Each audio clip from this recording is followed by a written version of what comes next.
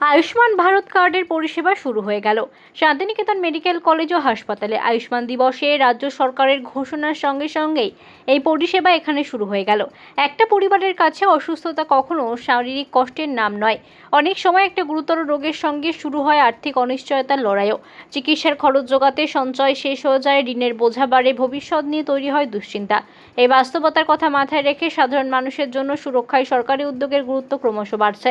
আর এই বার্তাকেই সামনে রেখে রাজ্য সরকারের সিদ্ধান্ত অনুসারে শান্তিনিকেতন মেডিকেল কলেজ ও হাসপাতালের সভাকক্ষে আয়ুষ্মান দিবস পালিত হলো।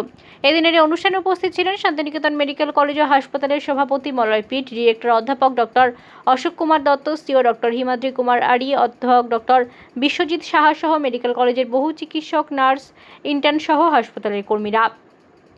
শান্তিনিকেতন মেডিকেল কলেজ ও হাসপাতালের সভাপতি মলয় পিট বলেন যে মানুষকে পরিষেবা দিতে হবে, টাকাটা প্রতিবন্ধকতা নয়। আমাদের হাসপাতালের মানবিকভাবে চিকিৎসা পরিষেবা দিতে হবে, দালালবিহীনভাবে চিকিৎসা পরিষেবা দিতে হবে। শান্তিনিকেতন মেডিকেল কলেজ ও হাসপাতালে রোগীর অবস্থা খারাপ বলে ফেরানোর প্রবণতা বন্ধ করতে হবে। মানুষ চিকিৎসা পরিষেবা নিয়ে কোনো গাফিলতি বরদাস্ত করা হবে না।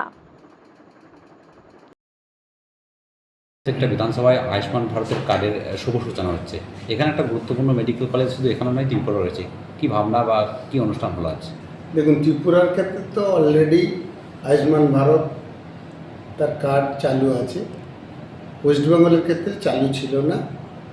রাজ্যের মুখ্যমন্ত্রী আজকে ঘোষণা করেছেন আয়ুষ্মান দিবস।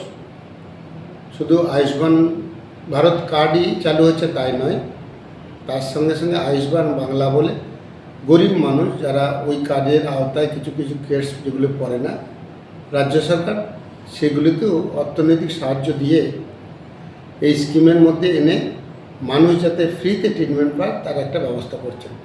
এটা ইতিবাচক দিক। শুধু গরিব মানুষের এখানের উপকার হবে এখানেই সীমাবদ্ধ নয়, যে হেলথ কেয়ার ইন্ডাস্ট্রিটা রয়েছে তার বিরাট ডেভেলপমেন্ট হবে। আমরা কি দেখতাম, এখান থেকে রুগী অন্য জায়গায় ট্রিটমেন্ট করত, সেক্ষেত্রেও তারা ট্রিটমেন্টের জন্যে ক্যাশ পয়সা তাদেরকে দিতে হতো বা তাদেরকে অ্যাকাউন্টের পয়সা দিতে হতো ট্রিটমেন্টের জন্য। সরকারের কোনো সুযোগ তারা পেত না। এটা যেমন পাবে, তেমনি আমরা বাইরের স্টেট থেকে পেশেন্ট আমাদের হসপিটালগুলিতে আসে, পর্যাপ্ত পরিমাণে পেশেন্ট আসবে।